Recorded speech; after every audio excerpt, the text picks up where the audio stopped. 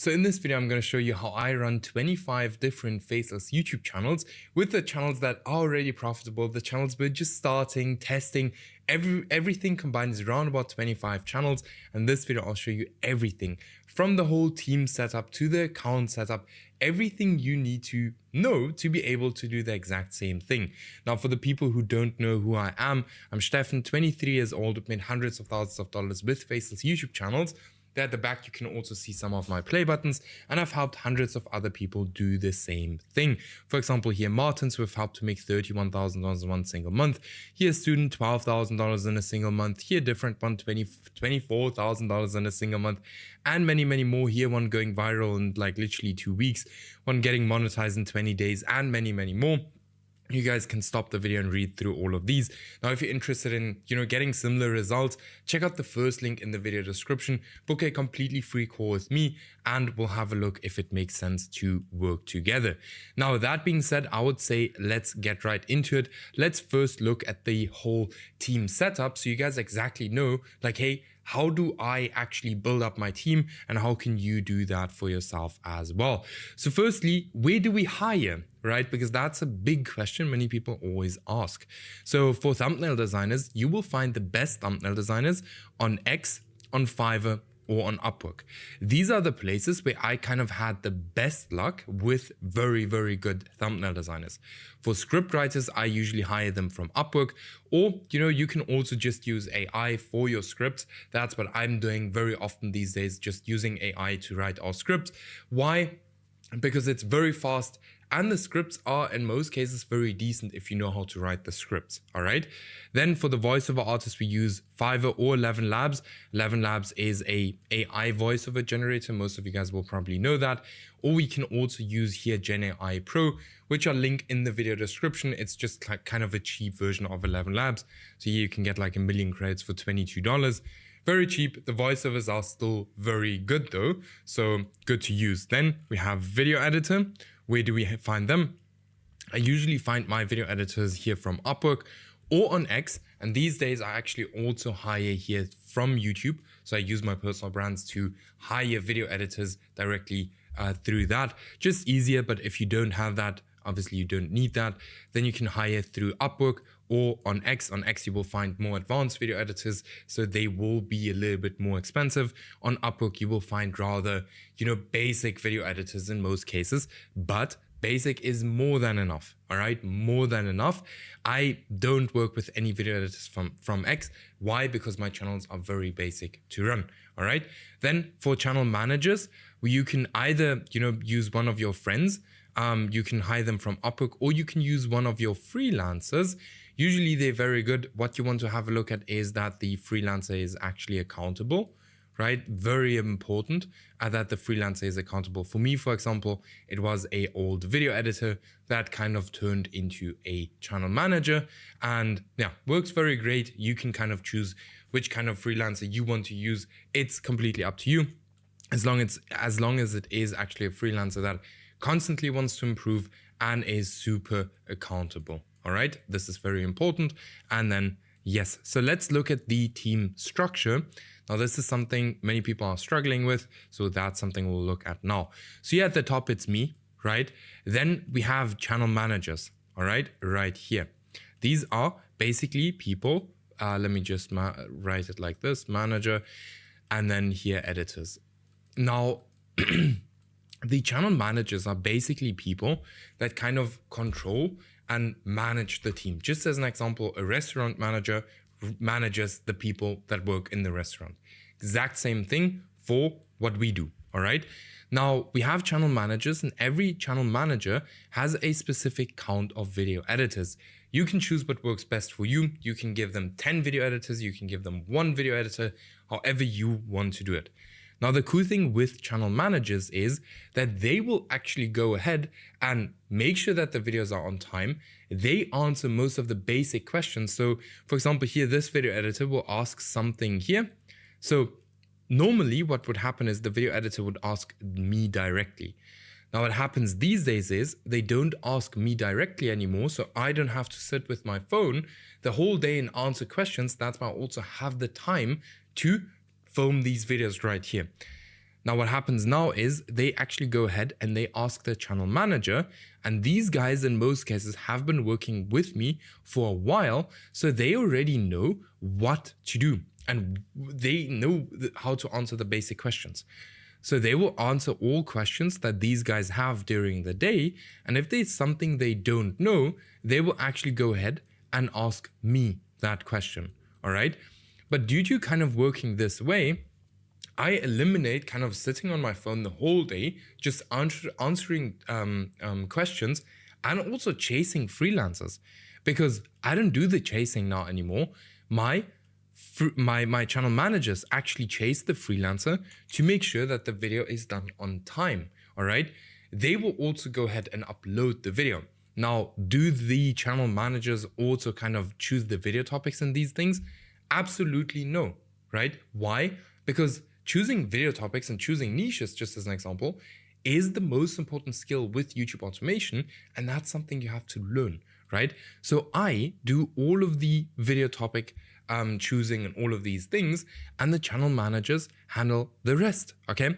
Now, what does a channel manager earn? So a channel manager usually earns on average 5% of the channel revenue that they're working on, right?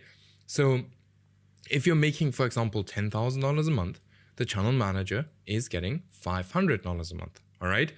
Now, if your channel is not making money yet, I would actually give them a base salary just to, make sure that they're also making money. Now, we also have a head of content. Now, this is actually a guy that kind of helps out the editors if they have any questions for the editing platform. You guys know that Premiere Pro, just as an example, often has a bunch of issues. So he's there to help them out with any technical issues, all right? Not only that, he's also there to make sure that the new editors we on board immediately know exactly what to do. And then he does the quality control. He makes sure that all of the videos are up to standard, and that, if there are videos that are not up to standard, he will actually, do revisions and make sure that everything is always good to go. Then we also have a different kind of team, right, which we mainly use for testing, right? This is kind of the team that is very, very broad, okay? They can literally work on anything, like no joke, anything. And here we have again me, right? We have manager. And then we have again the editors, all right? Now, what we do is, I've explained like multiple times, like the whole niche testing framework. So I will go ahead, I will find a niche, then I'll send the channel manager the video topics, and he handles the editors and makes sure that we get videos as fast as just possible so we can post them then, right? And then if we see that the channel actually works, we then move the channel over to these kind of people. Now this manager right here actually gets a normal base salary on my side, all right? So this is kind of my testing team. And then we have my team that is kind of always kind of running the channels that, are already making money, if that makes sense. So this is kind of the whole team structure and how I work with my team. I think this is kind of the best way you can do it. Now, if you ask me, where are we kind of not negotiating, but communicating on? So many people, just as an example, use Trello, but we use, for example, Google Sheets to kind of track all of our videos and everything, just because it's the easiest way also for the editors. Most of them know exactly how to use Google Sheets. And then what we have is we have a WhatsApp group with, for example, the channel manager and the head of content and me. So we have a WhatsApp group for every single channel to make sure that we always know about what channel are we actually speaking about. Now, you can also do this on Slack, on Discord, on all of these kind of different platforms. I prefer WhatsApp because it's just for me very quickly to kind of, answer questions, give instructions, all of these things. WhatsApp is for me way easier. And through WhatsApp, I can also make sure that everyone sees it very quickly, okay? So this is kind of the team setup, very simple. I always like to keep things as simple as just possible. Why? Because simplicity scales, all right? Then we have the account setup. Now, how do we actually set up our account, and how do we actually protect our channels from day one? Firstly, we use different email addresses for every single YouTube channel we create. I see too many people that create a bunch of different YouTube channels on one single email. That is extremely dangerous. All right, because if one channel gets, taken down, all of these channels on that email are also getting taken down. Then we use different AdSense accounts. Okay, now that could, for example, I don't know if I can speak on it on YouTube, but we can use, for example, family members to create AdSense accounts. So every single account has a different AdSense account. Okay, why? Again, the exact same thing. We don't want our accounts to link together, because if one gets hit, all of them get hit, and you don't want that to happen to you. Then we use different browsers. That is also something you can do.